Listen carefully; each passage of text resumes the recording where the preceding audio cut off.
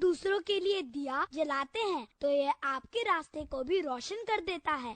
नमस्कार, मैं हूँ आपका होस्ट और दोस्त ऋषि पांडे और मेरे साथ है। नमस्कार सभी को, मैं आरव दोबारा आ चुका हूँ इस रेडियो फ्रीक्वेंसी पे आप सभी को हंसाने के लिए। नमस्कार, मैं शाइनी शर्मा। हम लाए हैं आप सभी के लिए बहुत सारी मस्ती मजाक, चुटकुले, कहानियाँ और कुछ जानकारी। अरे आरव, देखो आज ऋषि कुछ ज्यादा ही हंस रहा है। हाँ शाइनी, आज पता नहीं ऋषि को क्या मिल गया कि वो इतना हंसता ही जा रहा है। ऋषि, हमें भी तो बताओ, तुम इतना क्यों हंस रहे हो? हम भी तो थोड़ा मुस्कुरा लें। हाँ, वैसे भी आजकल पढ़ाई, स्कूल का होमवर्क, टेस्ट, इन सभी में हंसी तो मानो कहीं गुम सी गई है। अरे शाइनी, आरव, आपको पता है मैं तो लाफ्टर डे सेलिब्रेट कर रहा हूँ। ओ, ये बात है। पता है हंसना सेहत के लिए कितना जरूरी है। हाँ, तुमने सही कहा, हंसने से हम स्वस्थ रहते हैं। हाँ, और तुम लोगों को पता है हंसने से हमारी ब्लड सर्कुलेशन इम्प्रूव होती है और स्ट्रेस एंड हाइपरटेंशन जैसी चीजों से छुटकारा मिलता है। तुमने बिल्कुल सही कहा। और आज तुम लोगों की स्कूल की सारी स्ट्रेस भगाने के लिए मैं कुछ चुटकुले लाया हूँ।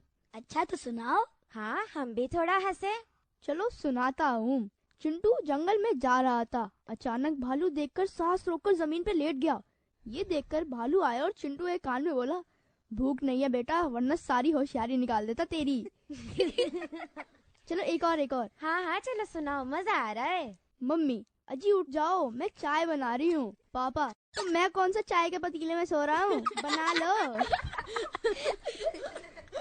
ये तो सच्ची में बहुत अच्छा था, मम्मी पापा से रिलेट करता हुआ। अच्छा सुनो सुनो, बच्चा अपनी मम्मी से कहता है, माँ क्या मैं भगवान की तरह दिखता हूँ? मम्मी कहती, नहीं बिल्कुल नहीं, पर तुम ऐसा क्यों पूछ रहे हो मेरे बेटे? बच्चा, क्योंकि मैं किसी दोस्त के घर जाऊं तो सब यही कहते हैं कि भगवान फिर आ गया ये तो। हमारे साथ आज स्टूडियो में बहुत सारे साथी हैं जो हंसी के कुछ गोलगप्पे लेकर आए हैं। गोलगप्पे लाए हो तो चुटकुले का पानी तो लाए होगे। बिल्कुल, आइए पहले उनसे मिलते हैं। आपका नाम क्या है? मेरा नाम एकाक्ष है। अरे वाह, तो अब हमें सुनाइए कुछ अच्छे अच्छे चुटकुले। पर हाँ, ये याद रखिएगा कि ज्यादा गोलगप्पे खाने से ना पेट में दर्द भी हो सकता है। हाँ बिल्कुल। पर शायद चुटकुले के गोलगप्पे से नहीं होता। मोनू समोसे को खोलकर केवल अंदर का मसाला खा रहा था, तो सोनू ने पूछा, अरे दोस्त, केवल अंदर का मसाला क्यों खा रहे हो? तो मोनू बोला, यार क्या बताऊं, बीमार हूँ, डॉक्टर ने बाहर का खाने से मना किया। अच्छा, और भी चुटकुले लाए हो? हाँ हाँ, तो सुनाओ, बहुत मजा आ रहा है सच में। तो एक बार टीचर ने पिंटू से पूछा, दुनिया में कितने देश हैं, जरा बताओ। 195। अच्छा, तो ऋषि क्या तुम चिंटू बन गए हो? नहीं, मैं मिंटू। अच्छा सुनाओ सुनाओ। तो पिंटू बोला, केवल एक, और वो है भारत। टीचर सोच में पड़ गई। थोड़े समय बाद पूछी, वह कैसे? फिर यह फ्रांस, जर्मनी, यह सब क्या है?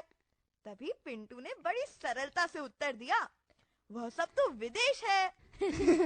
ये तो सही बात है, बाकी सारे तो विदेश है, देश तो हमारा भारत है। हाँ हाँ, एक बार किसी डॉक्टर ने एक नया क्लिनिक खोला था। उसने फिर दूर से किसी को आता देखा तो टेलीफोन का हैंडल उठा लिया और अपॉइंटमेंट की बातें करने लगा।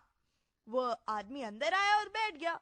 थोड़े समय बाद डॉक्टर ने पूछा, हाँ जी, अब आप बताइए, आपको क्या दिक्कत है?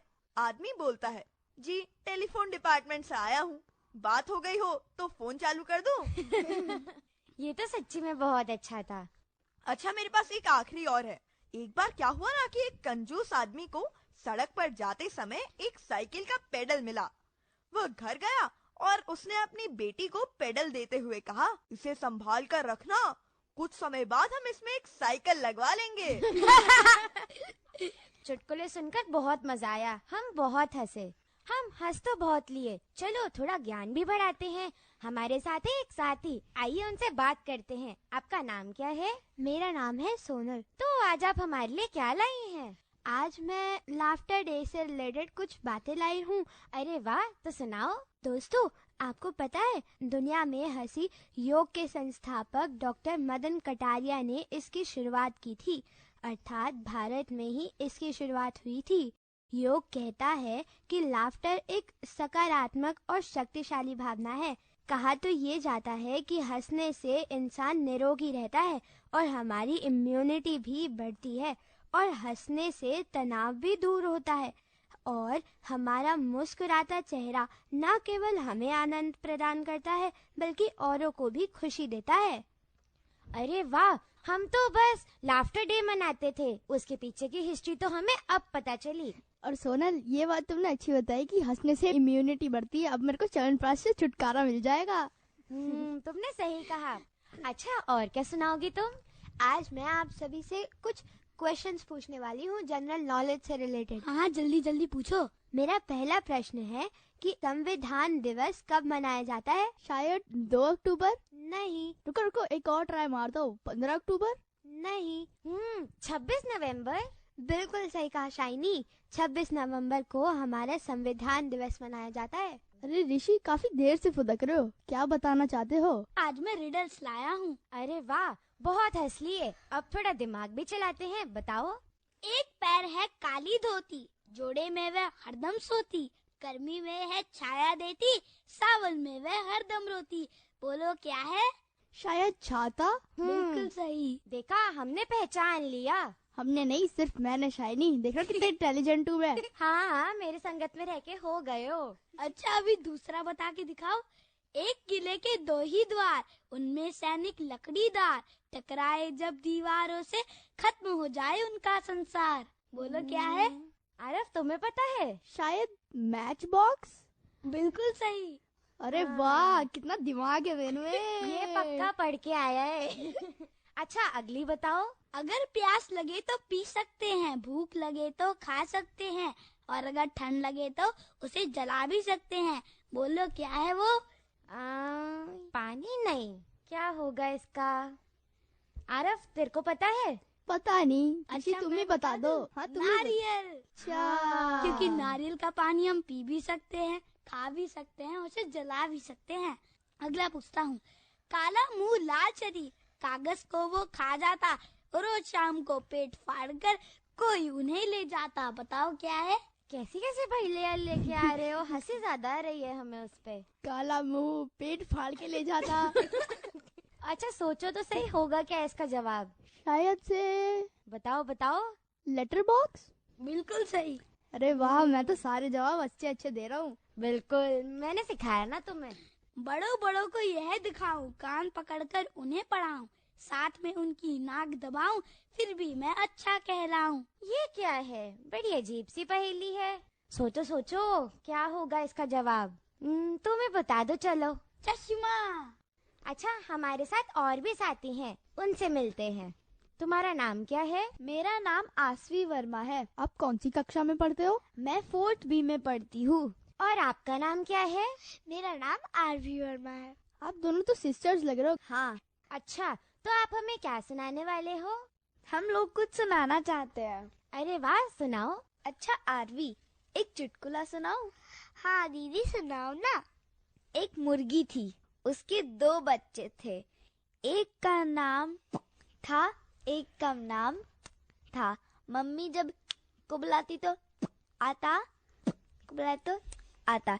एक दिन मम्मी डॉक्टर के पास गई, डॉक्टर को बताया, बुला तो आता, बुला तो आता। डॉक्टर ने सोल्यूशन दिया, का नाम रख दो, का नाम रख दो। अरे तुम इतना हंस रही हो, आज कोई लाफ्टर डे है क्या? हाँ दीदी, वर्ल्ड लाफ्टर डे है। ये दिवस हर साल मई के महीने के पहले संडे को मनाया जाता है। अरे हाँ, आज ही तो पहला संडे है। हाँ दीदी, और आपको पता है ये कब शुरू हुआ था? हाँ आरवी, मुझे पता है। ये पहली बार 10 मई 1998 में मनाया गया था। अरे वाह दीदी, आपको तो सब पता है। आरवी, आपको पता है हंसना हमारे लिए क्यों जरूरी है? हाँ दीदी, मुझे पता है। खुश रहने से बीमारियां दूर रहती हैं। हाँ, और हंसी के ठहाके लगाने से इम्यूनिटी बूस्ट से लेकर वजन भी कम होता है। अरे वाह, ये तो बहुत अच्छी बात है। चलो फिर आज मुहावरे के साथ कुछ हंसी मजाक करें। हाँ ना, बोलो बोलो। मुंह में पानी आना। जैसे ही मैंने नल से मुंह लगाकर नल चालू किया, ट्र से मेरे मुंह में पानी आने लग गया। अब बताओ, ऊंट के मुंह में जीरा। जब ऊंट खा रहा है तो आप क्यों जल रहे हो? आप इसीलिए जल रहे हो क्योंकि आजकल ऊंट भी बोतल से पानी पीता है। अरे वाह, अब ये बताओ, कंगाली में आटा गीला? अरे सिर्फ आटा गीला होने से कुछ नहीं होगा। दाल गीली करो, चावल गीले करो, तभी तो खाने में मजा आएगा। अब आप बताओ, पेट में चूहे कूदना। दीदी, ऐसा ही क्यों कहते हैं? सिर्फ चूहे ही कूदते हैं, हमारा पेट तो पेट है, कोई चिड़ियाघर नहीं। क्योंकि हमारे पेट में खरगोश फिट नहीं आएगा ना, इसलिए। अच्छा, तो बाकी सारे जानवर कहाँ गए फिर? नहीं, क्योंकि कूदने वाले तो सिर्फ कंगारू, खरगोश और चूहे ही हैं। लेकिन इन तीनों में सिर्फ चूहा ही पेट में फिट आता है, इसलिए वही कूदते हैं। क्या पता सही हो। ऐसा तो नहीं दीदी कि हमने सबके दिमाग की दही कर दी। अरे नहीं नहीं, अब हम क्या अपना मुंह मियाँ मिट्ठू बने? चलो अब कुछ पहेली के जवाब तो बताओ। हाँ ना, पूछो पूछो। दुनिया का सबसे पुराना जीव कौन सा है? ज़ेब्रा। वो कैसे? क्योंकि वो ब्लैक एंड व्हाइट है। अच्छा, ये लॉजिक अच्छा लगाया तुमने। हाँ, क्योंकि वैसे भी पहले ब्लैक एंड व्हाइट कलर्स ही होते थे ज्यादातर। टीवी भी तो ब्लैक एंड व्हाइट ही होता था। बिल्कुल सही कहा ऋषि। हाँ, तो ये लॉजिक तो सही लगाया। ऐसी कौन सी चीज है जिसे हम पीने के लिए खरीदते हैं मगर पीते नहीं? ग्लास। बिल्कुल सही। ये भी सही बताया, इसका भी लॉजिक मुझे अच्छा लगा। अब ये बताओ, ऊपर भी जाती है, नीचे भी आती है, पर अपनी जगह से हिलती नहीं। सीढ़ी। अरे वाह आरवी, तुम तो बहुत समझदार हो।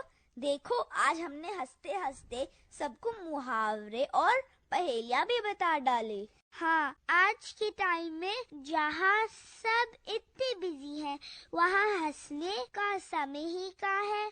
हाँ आरवी, ये तो है। हम बच्चे ही तो है जो सबके चेहरे पर मुस्कुराहट लाते हैं।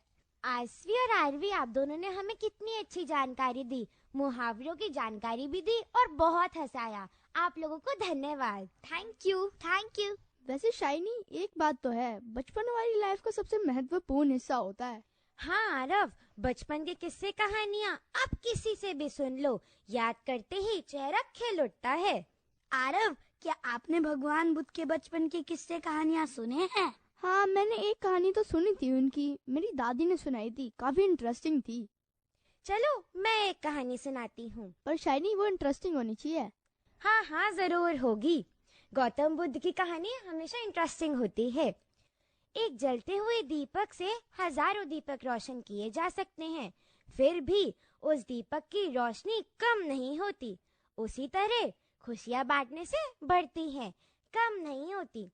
एक बार धर्म प्रचार के लिए वो पूरा वर्ल्ड घूम रहे थे।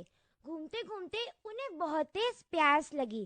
प्यास बढ़ता देख उन्होंने एक शिष्य को पास के गांव से जाकर पानी लाने के लिए कहा।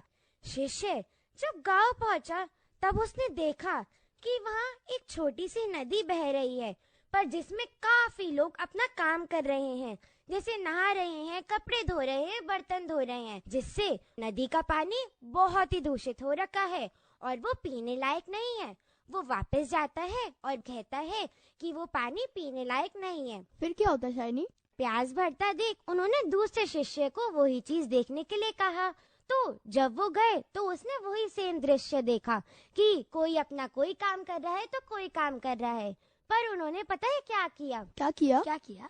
उन्होंने धैर्य से काम लिया। जब वहाँ से सब लोग चले गए और जब वहाँ की मिट्टी नीचे बैठ गई और जब पानी एकदम साफ क्लियर हो गया, तब पानी भर के वो वापस लेके गए। और गौतम बुद्ध ने तब पूछा उस शिष्य से कि तुमने ये काम कैसा किया? तो पता है उन्होंने जवाब क्या दिया? उन्होंने ये जवाब दिया कि जब हम धैर्य से काम लेते हैं तो वो काम बिल्कुल अच्छे से होता है। जब पहला शिष्य गया था तो उसने अच्छे से नहीं देखा था, वो जल्दी जल्दी में आ गया था, परंतु जब दूसरा शिष्य गया तो उसने बहुत ही धैर्य से देखा। इसलिए गौतम बुद्ध की एक यह सीख है कि हमें हर काम धैर्य से करना चाहिए ताकि वो बहुत ही अच्छे तरीके से हो। हाँ, वो कहते हैं ना, जल्दी का काम शैतान का होता है। तुमने बिल्कुल सही कहा। अच्छा, मेरे पास आज कुछ क्वेश्चंस भी हैं, पूछूं? हाँ हाँ, पूछो। अच्छा बताओ, गौतम बुद्ध जी के बचपन का नाम क्या था? याद तो नहीं आ रहा मेरे को। शायद बुध ही था। नहीं, सिद्धार्थ था। ओह, पर उनका ये नाम पढ़ा कैसे, तुम ये बता सकते हो? शायद से उनका ये नाम उनके माता पिता ने रखा होगा। हाँ, हो सकता है। अच्छा, मेरा दूसरा प्रश्न, गौतम बुद्ध जी ने पहला उपदेश कहाँ दिया था? पहला उपदेश? मुझे नाम याद नहीं तो ये कैसे याद होगा? उन्होंने अपना पहला उपदेश सारनाथ में दिया था। अरे वाह, तुमने तो बहुत अच्छी जानकारी दी हमें। हाँ, हो सकता है हमारे टेस्ट में ये पूछ ले। हाँ, जनरल नॉलेज में आ सकता है, कुछ भी आ सकता है उसमें तो। हाँ हाँ, बिल्कुल। गौतम बुद्ध जी की सौतेली माँ का क्या नाम था? पता नहीं, क्या तुम्हें पता है शाइनी? नहीं, मुझे तो पता नहीं है। ऋषि, तुम बताओ। अच्छा, मैं ही बता देता हूँ। उनकी सौतेली माँ का नाम प्रजापति गौतमी था। अरे वाह, तुमने तो बहुत अच्छी बात बताई। अच्छा, मेरा आखिरी सवाल, बुद्ध जी के अंतिम और परम प्रिय शिष्य का क्या नाम था? याद नहीं आ रहा, पर हाँ, मैंने पढ़ा जरूर है। पढ़ा है पर याद नहीं आ रहा। हर चीज याद नहीं रहती ना। अच्छा, मैं बताता हूँ। उनके परम प्रिय शिष्य का नाम आनंद था। क्या पता ये हमारे टेस्ट में आ जाए। अब मैं जरूर याद रखूंगी। हाँ हाँ, मैं भी। पता है गौतम बुद्ध जी पे कितनी सारी पेंटिंग्स, स्टोरीज हैं और हमें वो चीज जरूर पढ़नी चाहिए। हाँ, मैंने बुद्धा जी पर एक पेंटिंग भी बनाई थी लॉकडाउन में। हाँ, उनकी हर पेंटिंग, हर स्टोरी में एक ना एक सीख जरूर छिपी होती और उनकी है। कहानियों में भी तो हमें बहुत सारी चीजें सीखने को मिलती है। हाँ, तुमने बिल्कुल सही कहा। अच्छा, बुद्ध जी के बारे में बात हो रही है तो मैं ये भी बताना चाहूँगा कि बुद्ध पूर्णिमा हमने 2 दिन पहले ही मनाया है। अरे हाँ, मैं तो भूल ही गई थी कि बुद्ध पूर्णिमा अभी 2 दिन पहले ही तो गई है। हमने तब मनाई तो थी। हाँ हाँ। अच्छा, तुम में से किसी को पता है कि भगवान बुद्ध का जन्म कब हुआ था? नहीं, तुम बताओ। भगवान बुद्ध का जन्म 563 ईस्वी पूर्व में नेपाल के लुम्बिनी स्थान पर एक क्षत्रिय परिवार में हुआ था। अरे वाह, तुमने तो बहुत अच्छी जानकारी दी हमें। अच्छा, मैं बुद्ध पूर्णिमा के बारे में कुछ जानता भी हूँ, बताऊँ क्या? हाँ हाँ, बिल्कुल बताओ। बुद्ध पूर्णिमा बौद्ध धर्म के लोगों का सबसे पवित्र त्योहार है। इसको बुद्ध जयंती के नाम से भी जाना जाता है। बुद्ध पूर्णिमा वैशाख में पूर्णिमा की रात को प्रतिवर्ष मनाया जाता है। महात्मा बुद्ध ज्ञान प्राप्ति के बाद सारनाथ गए।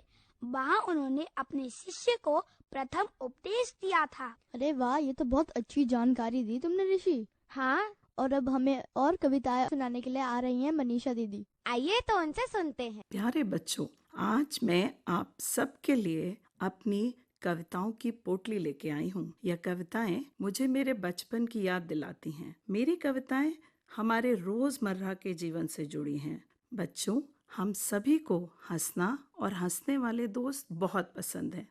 मेरी पहली कविता है हंसना। हंसना है बहुत जरूरी, खुलकर हंसना सीखो, नहीं तो लग जाएगी कई बीमारी।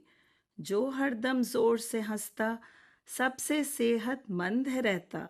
उत्साह उमंग के दरिया बहते जो हम में शक्ति है भरते। हंसना है हर मर्ज की दवा जो मिल जाए बिना डॉक्टरी सलाह। इसका कोई नहीं है मोल, फिर भी यह बहुत अनमोल। हंसी तो बांटने से बढ़ती, सभी को खुशहाल है रखती। 2 पल रुककर खुलकर हंसना, क्योंकि यह बहुत जरूरी, नहीं तो लग जाएगी बीमारी।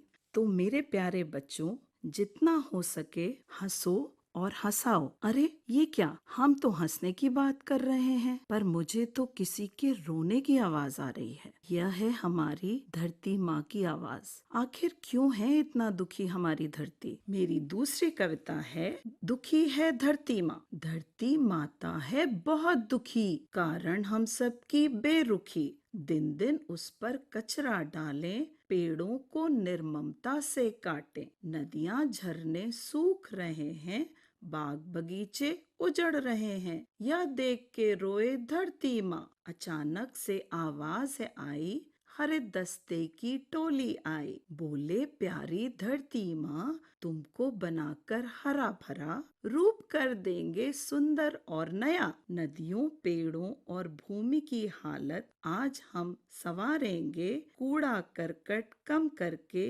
तुम्हारा बोझ उतारेंगे। तो बच्चे, अब आई मेरी तीसरी कविता, जो कि है मेरी सबसे प्यारी और सच्ची दोस्त यानी हमारी माँ के ऊपर। मेरा सफल जीवन में किसका है योगदान? तभी मन में मेरे आया मेरी प्यारी माँ का नाम। गोद तुम्हारी में ही था मेरा सुखी संसार, जहाँ मैं बनकर रहता नन्हा नटखट राजकुमार। निडर निर्भीक बनाकर मेरा आत्मविश्वास है बढ़ाया। खेल कूद, सेहत और अनुशासन का भी तुमने महत्व बताया। पढ़ना लिखना खूब सिखाया, कहानियों से मन बहलाया। इन्हीं अच्छी बातों ने है मुझे सफल बनाया।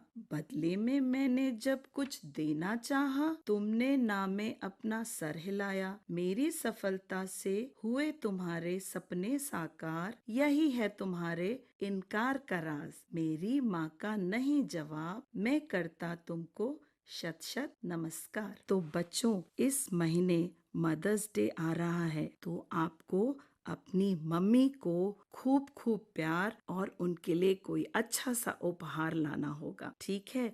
पर यही नहीं कि मदर्स डे इसी दिन मनाया जाएगा। मदर्स डे तो हर रोज होता है ना, क्योंकि हमारी माँ तो हमें रोज प्यार करती है। तो अब हम मम्मी को थोड़ी देर छोड़कर नए दोस्त बनाने विद्यालय चलते हैं। ये वो जगह है जहाँ नए दोस्त मिलते हैं, खेलने कूदने को मिलता है, हम पढ़ते लिखते हैं और बहुत सारी नई कलाएं भी सीखते हैं। और ये अवसर हमें सिर्फ विद्यालय में ही मिलता है। मेरी चौथी कविता है मेरा विद्यालय। मेरा विद्यालय बड़ा ही न्यारा, लगता मुझको सबसे प्यारा। बच्चों के सपनों को कर साकार, दे उनका जीवन निखार। अध्यापक का कुशल प्रशिक्षण, दे इनका व्यक्तित्व निखार। प्रधानाचार्य का कौशल करता, हम में नई ऊर्जा का संचार। इसीलिए मेरा विद्यालय है मेरा अभिमान और शान। विद्यार्थी जीवन भी बड़ा मजेदार और मस्ती भरा होता है। बच्चों, आजकल का मौसम रोज करवट बदल रहा है। इतनी गर्मी पड़ती है कि 2-3 दिन में ही बारिश हो जाती है। और मेरी आखिरी कविता है बारिश। गड़गड़ गड़ बादल गरजे, तड़ तड़ तड़ बिजली भी चमके। आने वाली है जोर की बारिश, अब इससे कोई न बच पाए। नन्ही बूंदें बरस रही हैं, नदियां इस जल से भर रही हैं। आओ हम भी नाव बनाएं, पानी में उसको तैराएं। टर कर मेढक कूद रहे हैं, पक्षी चिड़िया अपने घोंसले में छुप रहे हैं। सारी ओर स्वच्छता छा जाए, बारिश का मौसम वातावरण को नया रूप है दे जाए। वाह बहुत अच्छी कविता सुनाई। दोस्तों, जैसे हमने महात्मा बुद्ध की टीचिंग्स और उनकी शिक्षाओं के बारे में समझा, वैसे ही एक और इंसान भी थे और वो पहले भारतीय थे जिनको नोबेल पुरस्कार मिला था। क्या कोई बता सकता है वो कौन थे? वो रविंद्रनाथ टैगोर थे। बिल्कुल सही कहा हाँ, ऋषि। तुमने बिल्कुल सही कहा। जैसे गौतम बुद्ध ने भी बहुत सारी हमें शिक्षाएं दी हैं, वैसे इनसे भी हमें बहुत कुछ चीजें सीखनी चाहिए। और वैसे भी रविंद्रनाथ टैगोर जी की जयंती भी तो आ रही है। हाँ, तुमने सही कहा। बताओ कब आ रही है? वो 9 मई को आ रही है। कुछ हाँ, लोग 7 मई को भी बताते हैं उसे। हाँ, 7 मई को भी मनाई जाती है ये जयंती। कोई मुझे बता सकता है कि उन्होंने अपनी पहली कविता कब लिखी थी? पहली कविता तो नहीं पता, पर हाँ, उन्होंने बहुत सारी कविताएं लिखी है जिनसे हमें बहुत कुछ सीख मिलती है। हाँ हाँ। उन्होंने अपनी पहली कविता 8 साल की उम्र में लिखी थी। अरे बहुत कम उम्र है ये तो। हाँ, और शायद सभी को पता होगा कि उन्होंने हमारे देश का राष्ट्रगान भी लिखा था। और पता है, उन्होंने बांग्लादेश और श्रीलंका का भी राष्ट्रगान लिखा था। हाँ, तुमने बिल्कुल सही कहा। और 1913 में वह साहित्य के लिए नोबेल पुरस्कार प्राप्त करने वाले पहले नॉन यूरोपीय बने थे। और पता है तुम में से किसी को कि उन्हें नोबेल प्राइज क्यों मिला था? क्यों, बताओ। उनकी गीतांजलि बुक के लिए, जिसमें बहुत सारे उपन्यास, लघु कथाएं, कविताएं, निबंध, छंद, नाटक, गीत थे। और पता है रविंद्रनाथ टैगोर बहुत बड़े चित्रकार भी थे। उन्होंने 60 साल की उम्र में चित्र बनाने शुरू किए थे। अच्छा आरव, तुम बहुत देर से बोल रहे हो, चलो कुछ कविता सुना दो हमें। हाँ, मैं तुम लोगों को रविंद्रनाथ टैगोर जी की कविता सुनाने जा रहा हूँ, जिसका नाम है मेरा शीश नवा दो। मेरा शीश नवा दो अपनी चरण धूल के तल में, देव डुबा दो अहंकार सब मेरे आंसू जल में। अपने को गौरव देने को, अपने को गौरव देने को, अपमानित करना अपने को। घर सुबह को घूम घूम कर मरता हूँ मैं पल पल। देव डुबा दो अहंकार सब मेरे आंसू जल में। अपने कामों में ना करूँ मैं आत्म प्रचार प्रभो। अपनी ही इच्छा मेरी जीवन में पूर्ण करो। मुझे अपनी चरम शांति दो, प्राणों में वह परम कांति हो। अपने खड़े हो मुझे ओढ़ दे हृदय कमल के दल में। देव डुबा दो अहंकार सब मेरे आंसू जल में, मेरे आंसू जल में। धन्यवाद। आरव ने बहुत अच्छी कविता सुनाई। रविंद्रनाथ टैगोर जी की एक और गीत है जो हमारे स्कूलों में कई बार गाई जाती है, तो क्यों ना हम साथ मिलके गाएं? हाँ हाँ जरूर। हाँ, हम तीनों साथ में मिलके गाएंगे। हम होंगे कामयाब, हम होंगे कामयाब, हम होंगे कामयाब एक दिन। हो मन में है विश्वास, पूरा है विश्वास, हम होंगे कामयाब एक दिन। हम चलेंगे साथ साथ, डाले हाथों में हाथ, हम चलेंगे साथ साथ एक दिन। हो मन में है विश्वास, पूरा है विश्वास, हम होंगे कामयाब एक दिन। होगी शांति चारों ओर एक दिन। हो मन में है विश्वास, पूरा है विश्वास, हम होंगे कामयाब एक दिन। दोस्तों, हम लोगों ने तो कितना अच्छा गीत गाया। लगता है हमें एक म्यूजिक बैंड खोल लेना चाहिए। क्या पता हम खुद सुने तो क्या ही लगे कि हमने क्या गाया। हाँ हाँ, हो सकता है।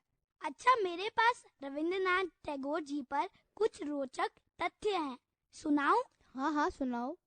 रविंद्रनाथ टैगोर पहले ऐसे शख्स थे जिनकी रचनाओं को 2 देशों में राष्ट्रगान के रूप में गाया जाता है। इनमें से एक भारत का जन गण मन और दूसरा है बांग्लादेश का अमार सोनर बांग्ला। परंतु बहुत से लोग यह नहीं जानते कि उन्होंने श्रीलंका के लिए भी राष्ट्रगान श्रीलंका मठ लिखा था, जिसे 1951 में सिंगली से अनुवादित कर वहां का राष्ट्रगान बना दिया गया। रविंद्रनाथ टैगोर पहले ऐसे भारतीय थे जिन्हें नोबेल पुरस्कार मिला था। उन्हें 1913 में उनकी रचना गीतांजलि के लिए नोबेल पुरस्कार दिया गया था। टैगोर की विश्व प्रसिद्ध रचना 157 कविताओं का कलेक्शन है और ये 1910 में प्रकाशित हुई थी। रविंद्रनाथ टैगोर की 3500 कविताओं का एक डिजिटल संग्रह भी है। खास बात यह है कि इस संग्रह में ऐसी 15 कविताएं मौजूद हैं जिनका पाठ खुद टैगोर ने किया था। 245 कविताओं का पाठ वक्ताओं ने किया है। रविंद्रनाथ टैगोर ने विभिन्न शैलियों पर काम किया था। उन्हीं ने उपन्यास, लघु कथाएं, कविताएं, निबंध, छंद, नाटक, गीत और बहुत सी अन्य चीजें लिखी। माना जाता है कि उन्होंने लगभग सभी प्रकार की शैलियों पर काम किया था। अरे वाह, तुमने तो बहुत अच्छी जानकारी दी ऋषि। हाँ, ये हमें जरूर काम में आएगी। क्या पता कल को कोई हमसे पूछ ले। हाँ हाँ, हो सकता है। वैसे भी मेरे पापा कभी भी मेरे से कुछ भी पूछ लेते। आज हमने लाफ्टर डे पे कितनी सारी बातें करी। और पता है, लाफ्टर डे का मतलब ही ये है कि हम दूसरे लोगों के चेहरे पर हंसी लाए और उनको खुश कर दे। जरूरी नहीं है कि वर्ल्ड लाफ्टर डे पे ही हंसा जाए, हमें हमेशा खुश रहना चाहिए। हाँ, क्योंकि हंसना सेहत के लिए बहुत अच्छी अच्छा है। चीज होती है और उसे स्ट्रेस से भी छुटकारा मिलता है। हाँ, और आज हमने इतनी सारी टीचिंग्स ली और पता है उनमें से एक टीचिंग्स ये भी है कि हमें हर जगह टाइम पर पहुंचना चाहिए। अब हमारे जाने का भी टाइम हो गया, तो अब हम सब आप सभी को कहते हैं बाय। और अब हम मिलेंगे अगले रविवार इसी रेडियो फ्रीक्वेंसी पर। तब तक के लिए जय हिंद।